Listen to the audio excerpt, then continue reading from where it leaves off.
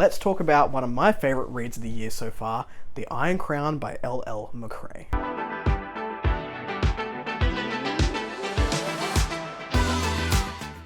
Hello everyone, welcome back to A Fictional Escapist. My name is Kris, and today's video is the Iron Crown Rapid Review by L.L. McCrae. This is the Dragon Spirits book number 1. Before we jump into the review, make sure you are checking the description box down below for links to my social media and Discord should you want to come along for the ride.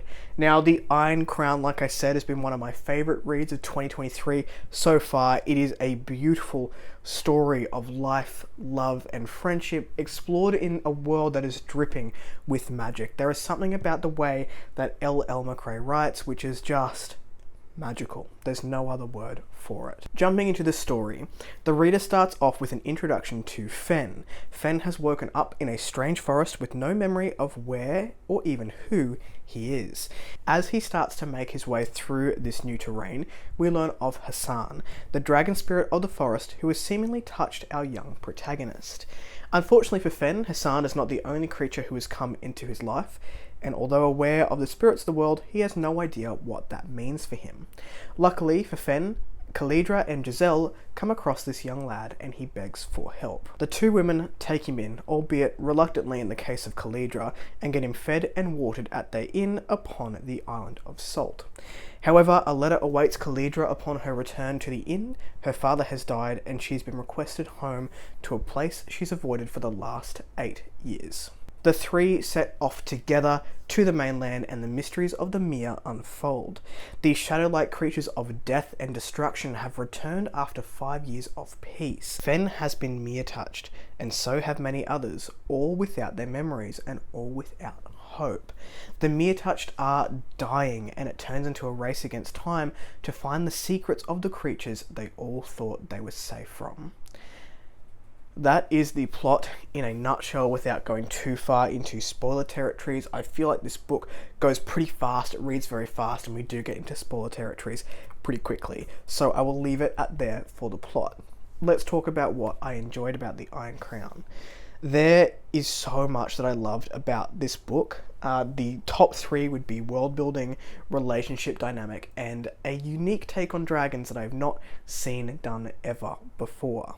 Now, L.L. McCrae and world building are some of my favorite things to go together. I adored it in the world of Lunaria, and I think it's even better in the Dragon Spirits series.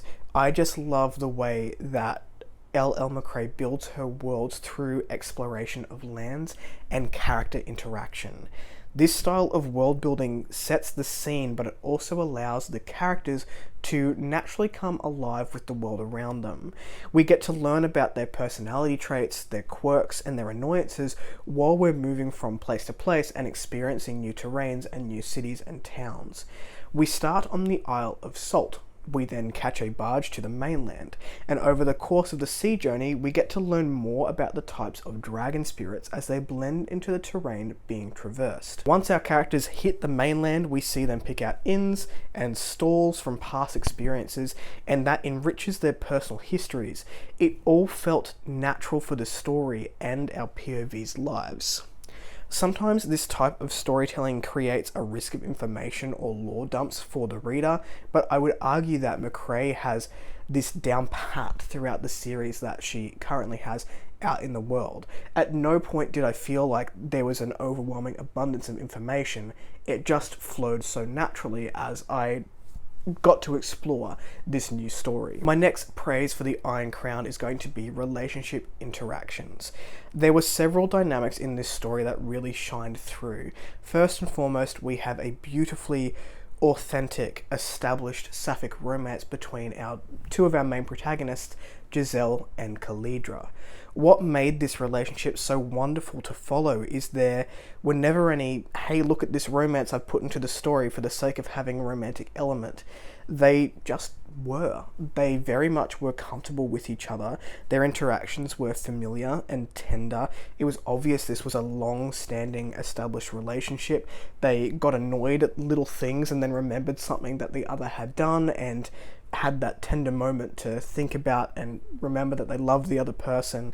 They were always at the front of the other one's minds, and it just felt like home.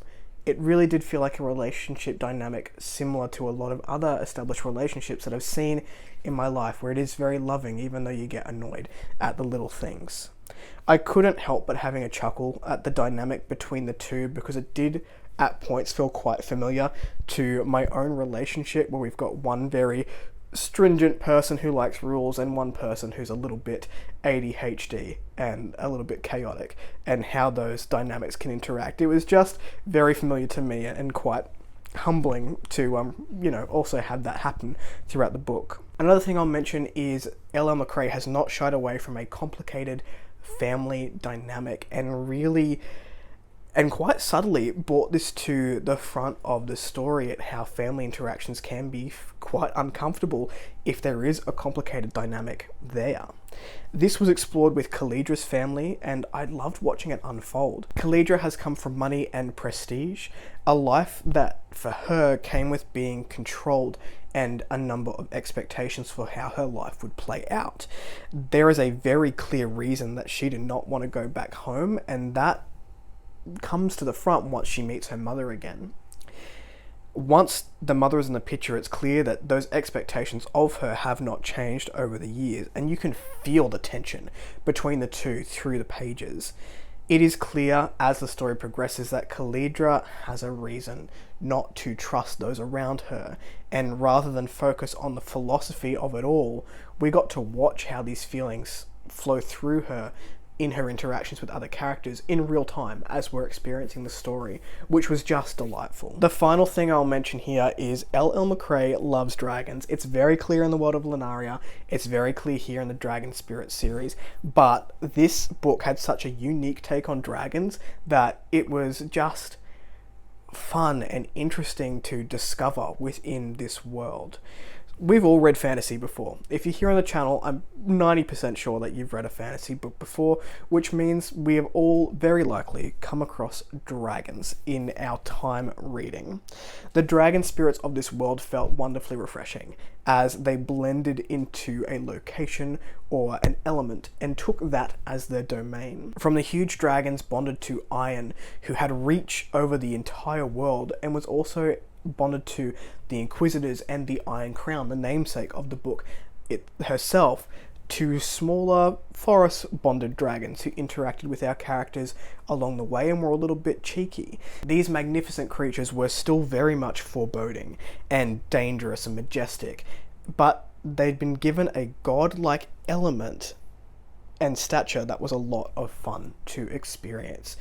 I really don't have anything bad to say about the Iron Crown. There's not any nitpicks that I can really pick up for this book. It was a 5-star read for me, and I had a great time. It has really solidified L.L. McCrae as an author for me, and I cannot wait for book 2. It's currently out. I think I'm going to wait for the audio because the narrator for the Iron Crown did such a fantastic job that I might wait to experience book 2 on audio as well.